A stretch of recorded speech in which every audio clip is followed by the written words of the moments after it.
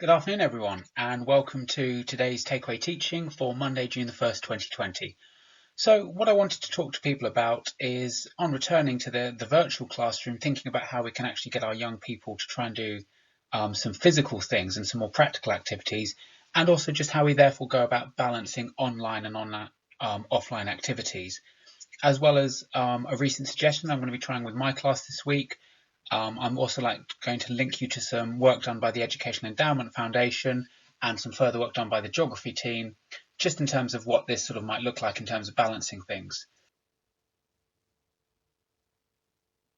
This is what I'm asking Year 10 to do this week as one of their tasks. So they're looking at the poem My Last Duchess by Robert Browning.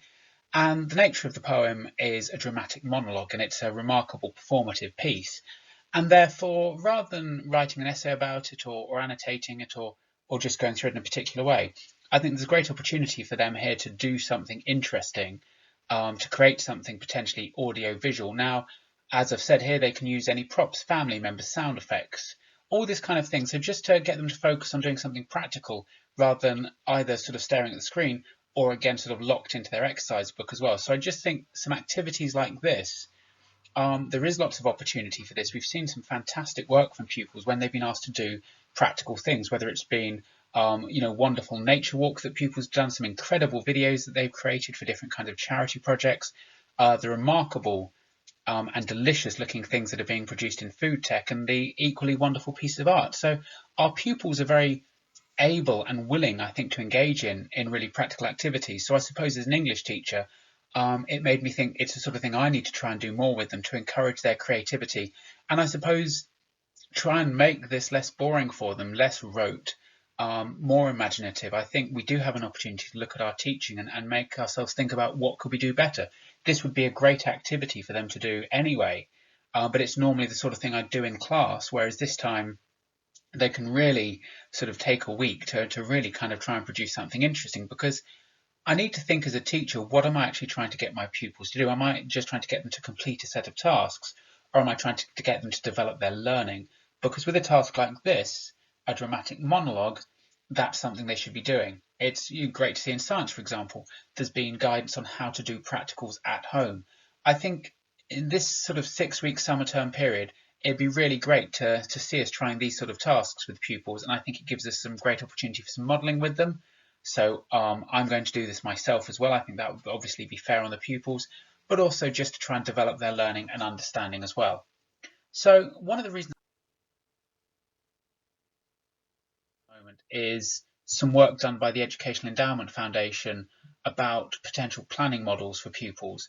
And one of the things they've created is a sort of guideline planning document where we can look at different kinds of elements of learning. So for example, here, what's happened here is they've devised the work into the green work is to the online work, and then the purple writing is the offline tasks. And I think over a course of different activities and topics, which include activate, plan, prepare, then reflect and review, the two examples I've given here, they give you a really good way of thinking about learning. Now, this format is not meant to be just, say, a week's learning, but could take place over several weeks. And again, depending on the ability levels of your class, I think it's an opportunity to think about the planning and preparation with them and kind of divide up these tasks into these more reflective and thoughtful areas, as opposed to just sort of going around the same sort of things and the same ideas again and again. So again, it just makes us think a bit more about this division between the online and offline tasks, because particularly with our pupils who might have less access to internet facility or are sharing a laptop with several other family members, if we're able to balance this out for them, well, they can identify and get the online tasks done in a certain time frame, but then they can do the offline tasks as well. And it's just sort of encouraging them to take a note of that and think about how they're going about that. So just this kind of thinking, which I think is helpful in terms of moving our pupils forward, trying to balance the online and the offline, and trying to get them to do something practical. Alongside this video, I'm going to also send you the blank template and the worked examples that the Education Endowment Foundation have provided for schools, and also a fantastic example from Kerry and the geography team of the work that they're all doing with Year 10. So these are today's considerations for this week. how can we balance the online and offline learning for pupils, and how can we make things practical and engaging for them in a way that's fun but still really purposeful and productive for their learning.